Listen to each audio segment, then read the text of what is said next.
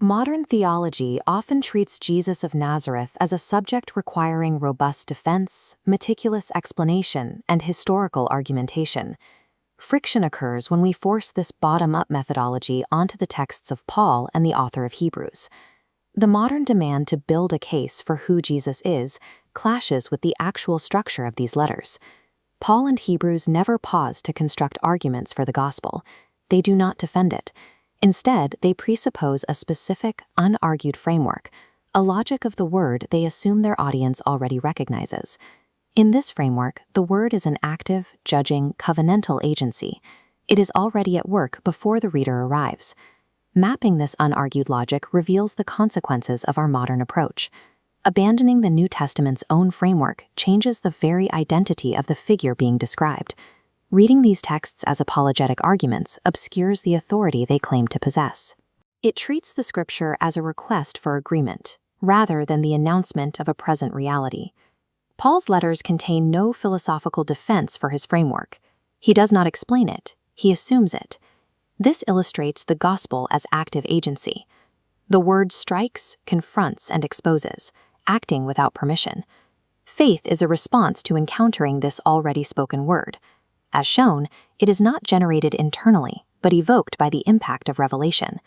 This redefines Israel's failure in the wilderness. Paul denies that their stumbling was caused by a lack of zeal or moral effort.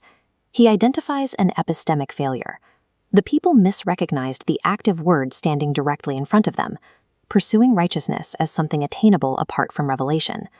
This same failure explains why the rulers crucified the Lord of glory. The word stood among them, and they did not know it.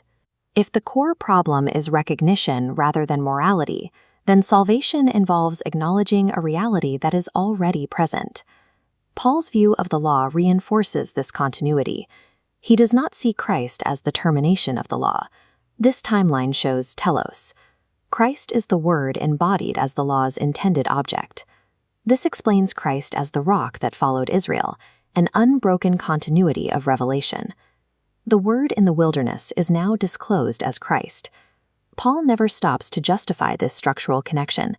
He assumes his audience recognizes the same voice throughout history. Distinguishing the Old and New Testaments as disconnected moral eras ignores Paul's foundational assumption, a single, continuous, acting word. The book of Hebrews intensifies this framework.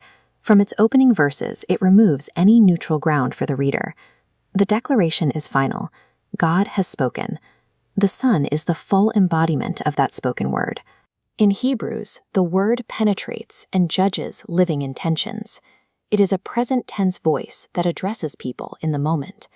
Hebrews defines the wilderness failure as a refusal to unite hearing with faith. The word was present, but it was not recognized. This creates an active danger. The warning, "Today, if you hear his voice," assumes the word is still speaking, and that misrecognition remains a threat. Identifying Jesus according to the order of Melchizedek asserts that Scripture already testified to this specific word. Jesus occupies the role the text anticipated. The warnings against drifting or shrinking back are warnings against losing contact with this speaking word.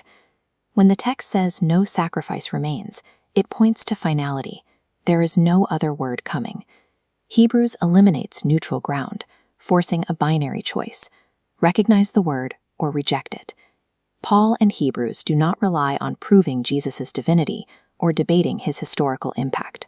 These are not their primary identifiers.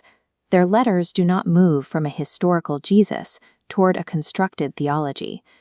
Instead, the movement is from the arrived word directly to the demand for recognition. This chart compares two trajectories. In the biblical model, the word initiates an encounter demanding recognition.